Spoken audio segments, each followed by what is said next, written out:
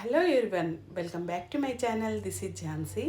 ఈరోజు నేను మీకోసం చేయబోయే రెసిపీ మటన్ కర్రీ అండి.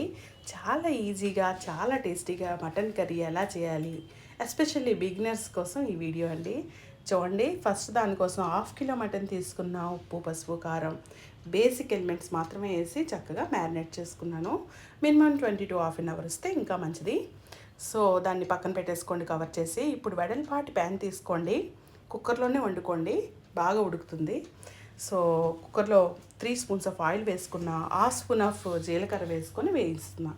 ఈలో మన దగ్గర మెంతికూర స్ప్రౌట్స్ ఉంటే కనుక ఒక 3-4 ఆకులు వచ్చిన మెంతికూర స్ప్రౌట్స్ని తీసుకోండి. ఆ మాత్రం తీసుకొని చిన్నగా కట్ చేసుకొని పోపులో వేసుకోండి. నూనెలో వేయిస్తే వీటిలో అరోమా మాత్రమే వస్తుంది, చేదు మాత్రం యాడ్ అవ్వదు. అదే ఇవి నూనెలో వేగకపోతే కనుక చేదు వస్తుంది, చూసుకోండి.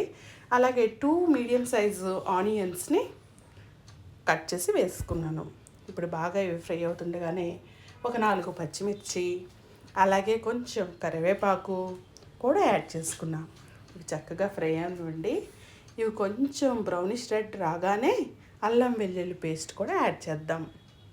అల్లం వెల్లుల్లి పేస్ట్ అనేది చాలా క్రూషియల్ అండి. తక్కువ వేయకూడదు, ఎక్కువ వేయకూడదు. ఎగ్జాక్ట్లీ ఇక్కడ ఒక పెద్ద స్పూన్ సైజ్ అన్నమాట. ఇది చిన్న స్పూన్తో 2 టైమ్స్ వేసానది 1 స్పూన్ ఆఫ్ అల్లం వెల్లుల్లి పేస్ట్. అలాగే మన మసాలా కూడా చూడండి, అది మగ్నెట్ అండి. అలాగే కాలా ఇలాచి, షాజీరా, స్టార్ ఫ్లవరు, ధనియా, దాల్చిన చెక్క, ఆరెంజ్ ఫ్లవరు, మిరియాలు, గసగసాలు, లవంగాలు అండ్ బిర్యానీ ఆకులు, ఇవి చక్కగా రోస్ట్ చేసుకొని పౌడర్ చేసుకోండి. ఈలో మన పోపు వేగగానే పసుపు, ఉప్పు, కారం కొంచెం కొంచెం వేయండి, ఎందుకంటే కలర్ రావాలి కాబట్టి.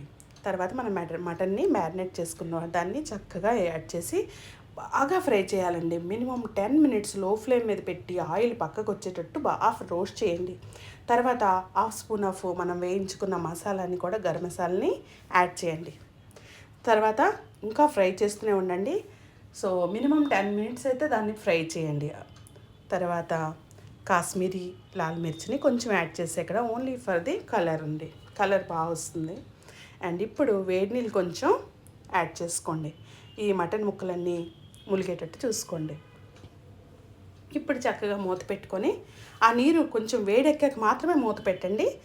అండ్ 7 to 8 విజిల్స్ వరకు పక్కన వదిలేయండి దాన్ని.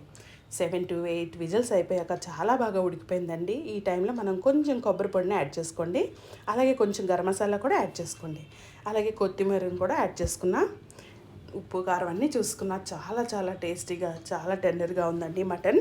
చూసారా, చాలా ఈజీగా చేయొచ్చు కదా.